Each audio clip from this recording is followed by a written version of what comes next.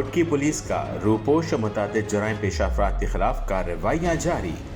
थाना आदिलपुर पुलिस की मुख्तलिफ मकामात पर शानदार कार्रवाई के नतीजे में आदिलपुर पुलिस ने दौरान गश्त खुफिया इत्तला पर कार्रवाई करते हुए कत्ल के केस में मतलूब मुलजिम को एक पिस्तौल और 4 गोलियों समेत गिरफ्तार कर लिया। गिरफ्तार मुलजिम ने घरेलू तनाज़े पर अपनी बीवी को कत्ल किया था।